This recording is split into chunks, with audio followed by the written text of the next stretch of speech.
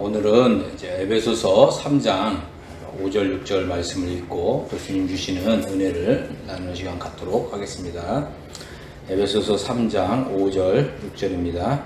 이제 그의 거룩한 사도들과 선지자들에게 성령으로 나타내신 것 같이 다른 세대에서는 사람의 아들들에게 알게 하지 아니하셨으니 이는 이방인들이 복음으로 말미암아 그리스도 예수 안에서 함께 후사가 되고 함께 지체가 되고 함께 약속에 참여하는 자가 됨이라. 그렇습니다. 우리가 읽은 이제 이 3장 6절에는 아주 놀라운 참 이 그리스도의 비밀이 숨겨져 있는데, 그것은 이제 이방인들이 이제 복음으로 말미암아서 이제 그리스도 예수 안에서 함께 후사가 되고 함께 지체가 되고 함께 약속에 참여하는 자가 된다고 하는 것입니다. 우리는 이제 이방인이잖아요. 그래서 이방인인 우리가 이러한 은혜에 참여하게 되었다고 하는 것은 정말 광대한 하나님의 은혜가 아닐 수가 없습니다. 우리가 에베소서 2장 12절에서 그때의 너희는 그리스도 밖에 있었고 이스라엘 나라 밖에 사람이라 약속의 언약들에 대하여 외인이요 세상에서 소망이 없고 하나님도 없는 자였습니다. 이것이 바로 이방인의 운명이었습니다. 그런데 이제 복음을 통해서 우리 이방인이 그리스도와 함께 후사가 되고 그리스도의 몸에 함께 지체가 되고 또 함께 약속에 참여한 자가 되었다고 하는 이 사실은 정말 우리가 이 사실을 곰곰이 생각하고 정말 이 말씀의 진가를 깨달았다면 우리는 정말 전율할 수밖에 없을 것입니다. 우리는 이제 이 말씀의 진정한 가치가 무엇인지 함께 상고해보는 이런 시간을 갖도록 하겠습니다. 3장 6절에 보니까 그죠? 이방인들이 복음으로 말미암아서 그리스도 예수 안에서 함께 후사가 된다 이렇게 말씀하고 있죠. 또 두 번째는 이제 함께 지체가 된다 이렇게 말씀하고 있고 또 함께 약속에 참여하는 자가 된다 이렇게 말씀하고 있습니다. 그래서 여기서 이 함께 후사가 된다라고 하는 이제 이 단어를 우리가 이제 보면 이것은 이 공동 상속자가 된다라고 하는 이제 뜻입니다. 두 번째는 이 그리스도의 몸에 한 지체가 된다라고 하는 것입니다. 그래서 우리가 이 그리스도의 몸에 지체가 된다는 것은 그리스도와 더 이상 나눌 수 없는 존재가 된다고 하는 거죠. 그리스도와 온전히 하나가 된다고 하는 것입니다. 이것은 그리스도와의 연합이 우리에게 가져다주는 어마어마한 은혜를 우리에게 말해주고 있습니다. 그리고 이제 세 번째는 함께 약속에 참여하는 자가 되었다고 하는 것입니다. 그래서 우리는 이제 이 성경에서 하나님의 좀 약속에 대해서 좀 이해할 필요가 있습니다. 그래서 우리에게 하나님께서 은혜의 경륜을 우리에게 펼쳐 보여주시는데 이 은혜의 경륜이 펼쳐지고 우리가 이 이방인으로서 이런 하나님의 은혜에 참여하게 되었다고 하는 것은 바로 이 두 가지 사실이 확보가 되었고 이제 세 가지 사실이 우리에게 이루어졌기 때문입니다. 다시 말씀을 드린다면 두 가지 객관적인 사실이 이루어졌고 세 가지 주관적인 사실이 믿음을 통해서 우리에게 이루어질 때 바로 이 3장 6절에 어마어마한 복이 우리에게 실현된다고 하는 것입니다. 그렇다면 이제 우리가 이제 이 에베소서 3장 5절 6절을 바르게 이해하기 위해서는 사도 바울이 에베소서 1장 2장에서 말해온 이러한 뼈대와 같은 이런 진리를 충분히 이해할 필요가 있습니다. 객관적인 두 가지 사실이 확보되었기 때문에 이러한 은혜가 가능해졌다고 하는 것이죠. 그것은 무엇입니까? 바로 이 첫 번째 그리스도의 피로 인해서 속량 곧 죄사함이 이루어졌다고 하는 것입니다. 우리가 지은 모든 죄들이 단번에 영원히 속죄되었다고 하는 것이죠. 우리는 더 이상 하나님 앞에 나아갈 때 우리가 어떤 죄를 지었던 범죄했던 아니면 허물과 죄로 인해서 우리 양심의 송사를 받지 않는 이런 정도로 우리가 하나님 앞에서 깨끗하게 된 이런 존재라고 하는 이런 것이 예수 그리스도의 보혈을 통해서 확보되었다고 하는 것입니다. 두 번째는 바로 이 그리스도의 십자가를 통해서 우리가 그리스도의 십자가의 죽음에 연합하는 믿음을 통해서 하나님과 우리 사이에 또한 사람과 사람 사이에 원수되었던 것이 소멸되었다고 하는 사실입니다.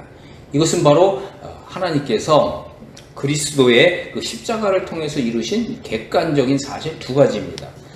우리는 이제 이러한 이 두 가지 객관적인 사실을 믿는 믿음을 통해서 이제 세 가지 이 주관적인 사실을 우리가 믿음으로 받아들여야 될 필요가 있습니다.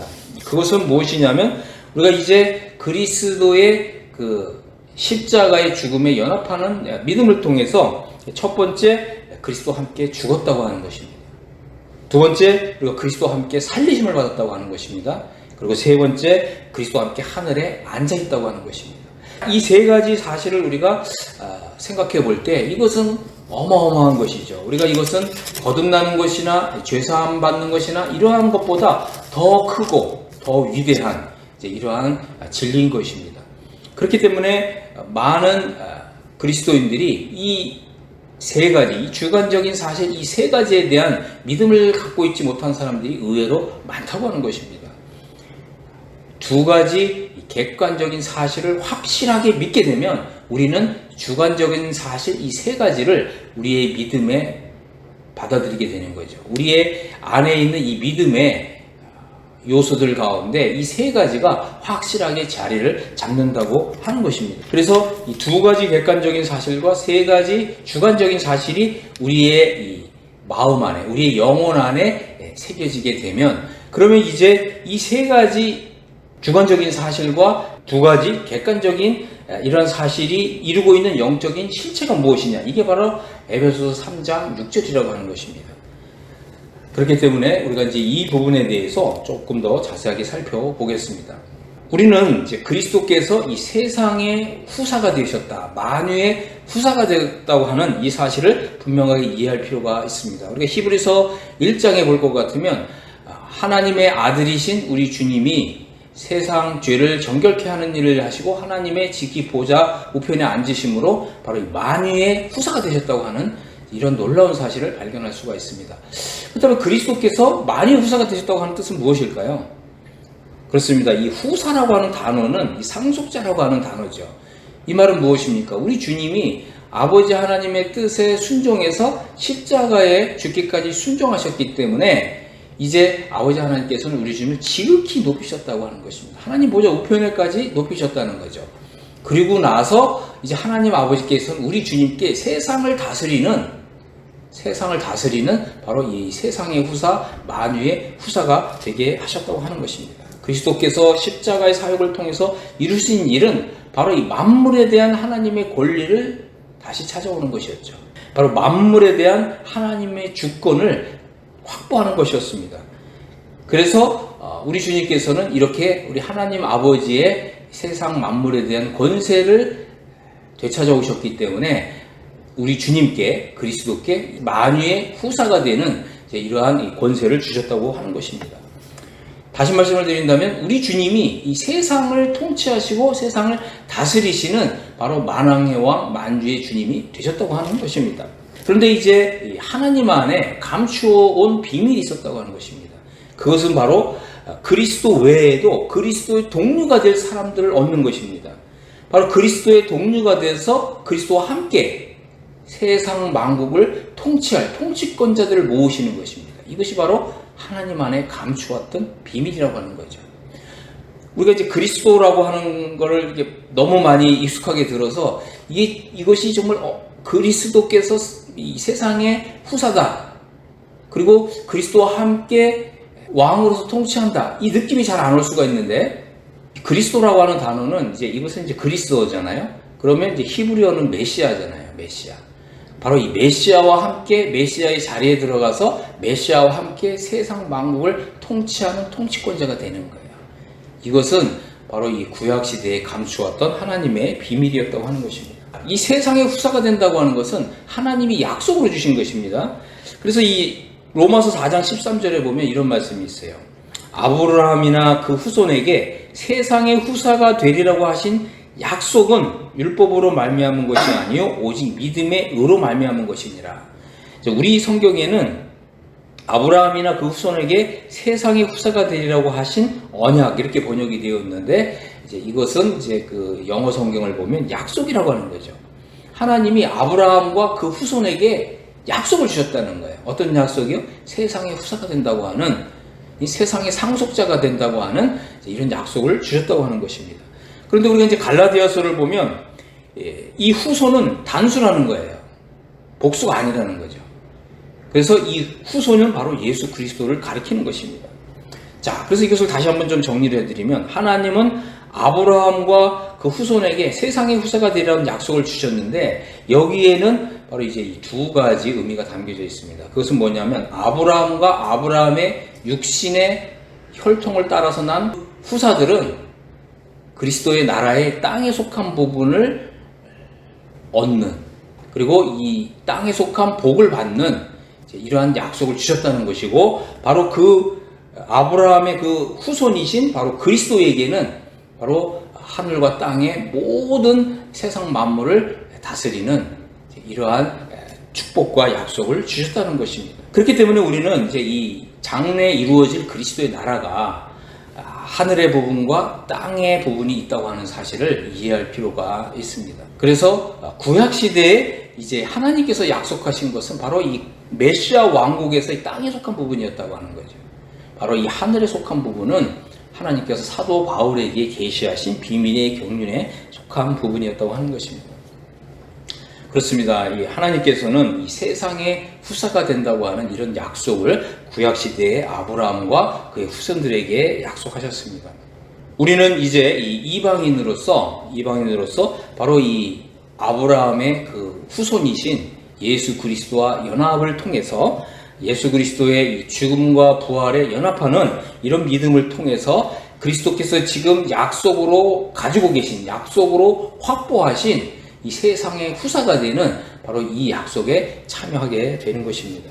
그렇기 때문에 우리는 이제 이 사도 바울의 서신을 이해할 필요가 있고요. 또 사도 바울의 서신 가운데 가장 기초가 되고 뿌리가 되는 로마서를 이해할 필요가 있습니다.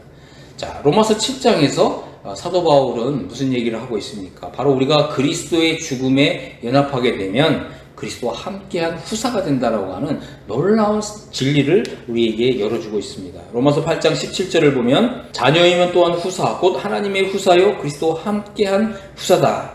그래서 우리가 그와 함께 영광을 받을 것이다, 이렇게 말씀하고 있습니다.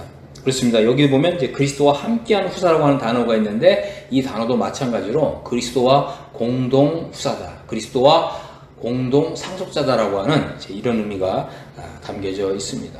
후사가 된다는 말은 굉장히 영광스러운 이러한 일입니다. 후사가 된다고 하는 것은 바로 우리 주님이 세상 나라를 상속받은 상속자이신데, 바로 우리가 그리스도와 연합을 통해서 그리스도와 공동 상속자가 된다고 하는 이러한 의미입니다.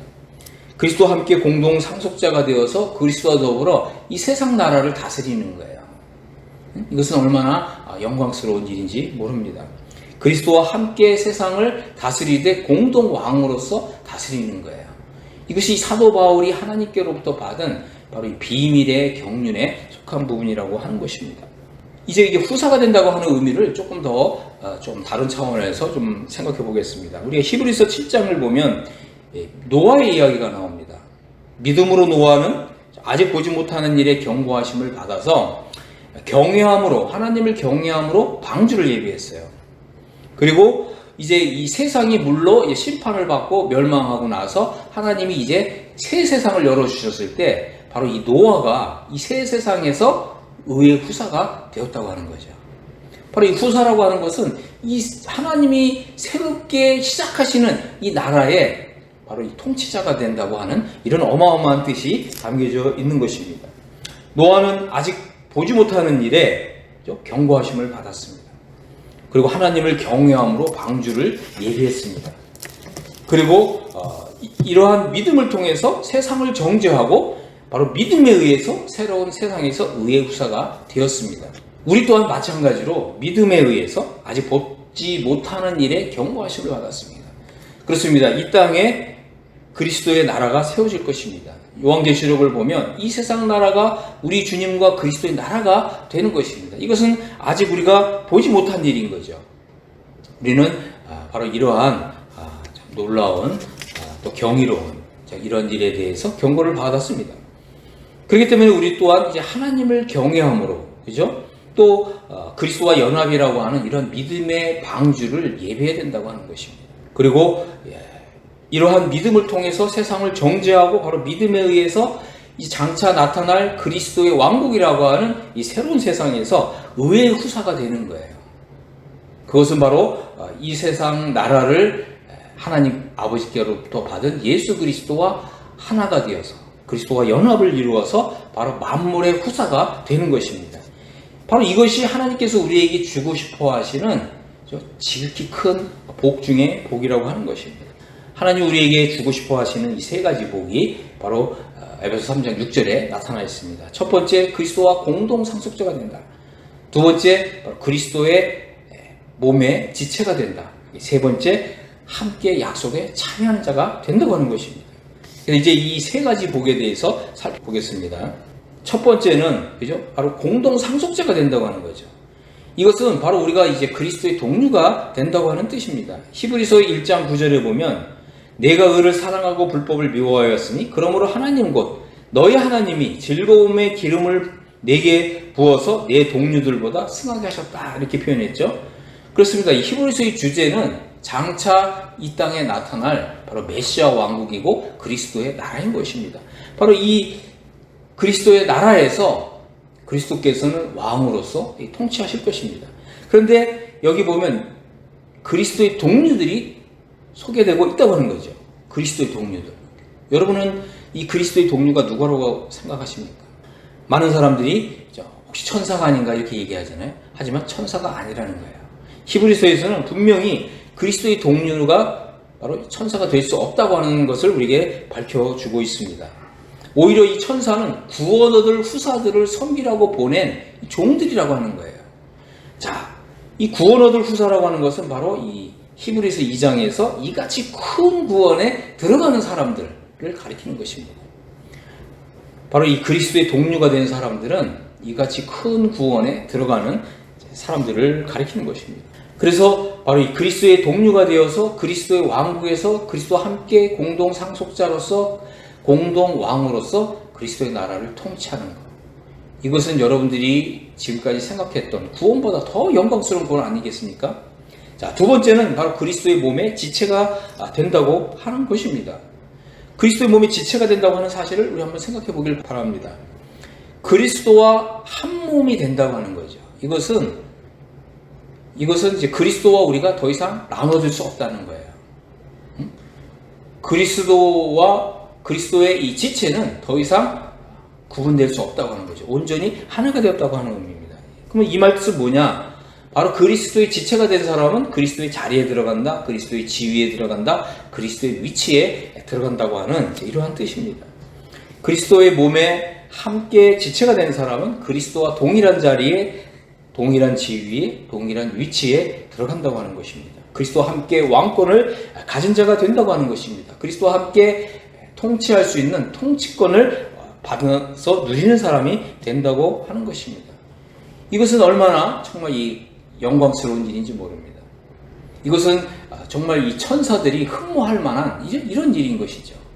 이 세 번째, 하나님 우리에게 주시고 싶어 하시는 복은 바로 세상의 후사가 된다고 하는 이 약속을 아브라함과 그의 자손에게 주었습니다.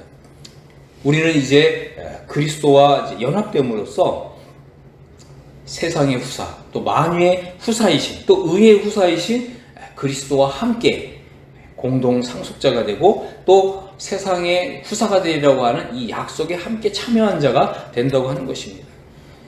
우리가 이렇게 이 세상의 후사가 된다고 하는 이러한 이 약속에 참여한 자가 된다고 하는 것은 바로 그리스도의 나라에 들어가되 부끄러운 가운데 들어가는 이런 구원이 아니라 넉넉히 들어가는 이러한 구원인 것이죠. 하나님께서는 이렇게 그리스도 안에서 영광스러운 구원을 예비하신 것입니다. 이것은 정말 찾고 두드리고 구하는 사람들에게 열어주시는 영광스러운 구원인 것입니다. 많은 사람들이 그리스도 안에서 이런 영광스러운 구원을 보지 못하고 있습니다. 많은 사람들이 구원, 그러면 그저 심판받지 않고 정죄받지 않고 지옥 가지 않는 이런 것만을 구원으로 생각하고 있다고 하는 거죠. 이것은 얼마나 정말 그리스도의 정말 초보적인 신앙인지 모릅니다. 그리스도의 도의 초보를 떠나서 완전한 데 이르도록 하시기를 바랍니다. 그래서 이 세 가지 복을 받으려면 우리에게 5가지 믿음이 필요하다고 하는 것입니다. 이 첫 번째, 그리스도의 피로 속량, 곧 죄사함을 받았다고 하는 믿음입니다. 두 번째, 우리는 그리스도의 그 십자가에 함께 연합하여 죽었다고 하는 이런 믿음을 통해서 바로 하나님과 원수된 것, 그리고 사람들과 원수된 것, 이것이 소멸되어야 된다고 하는 것입니다. 우리가 그리스도의 죽음에 연합하고 그리스도의 장사됨에 연합하게 되면 바로 이러한 원수된 것이 다 소멸된다고 하는 것입니다. 세 번째, 이제 우리가 그리스도와 함께 죽은 사람이라고 하는 이런 믿음을 가져야 합니다. 네 번째, 나는 이제 그리스도와 함께 살리심을 받은 사람이라고 하는 이런 믿음을 가져야 합니다. 그리스도와 함께 살리심을 받은 사람으로서 우리는 더 이상 과거에 죄와 허물로 죽었던 상태에서 벗어나서 이제는 그리스도와 함께 살리심을 받은 사람으로서 이 그리스도의 생명으로 사는 사람이라고 하는 이런 믿음이 필요한 것입니다. 그리고 다섯 번째, 나는 이제 그리스도와 함께 하늘에 앉아있는 사람이다 라고 하는 이런 믿음이 필요합니다. 하나님께서는 우리에게 이 다섯 가지 믿음을 요구하십니다. 여러분들이 이 다섯 가지 믿음을 가질 수 있게 되기를 간절히 바랍니다. 우리가 이런 이 다섯 가지 믿음을 갖게 되면 우리는 이제 이 믿음에 걸맞는 이런 삶을 살아야 합니다. 그리스도와 연합을 이룬 자로서 이러한 이 신앙 고백에 합당한 이런 삶을 살아야 합니다. 그럴 때 하나님께서는 우리를 통해서 영광을 받으실 것입니다. 그리고 하나님께서는 우리를 좀 지극히 높여주셔서 정말 하나님의 영광의 광채가 나는 이런 삶으로 복의 복을 더해 주실 것입니다. 저는 여러분들이 이 다섯 가지 믿음을 확실하게 알고 붙잡고 믿음으로 취하시고 이 믿음의 고백 위에 서서 여러분의 이 삶을 영광스럽게 하시는 하나님의 은혜를 더욱 받아서 풍성하게 누릴 수 있게 되기를 예수 그리스도의 이름으로 축복합니다. 아멘.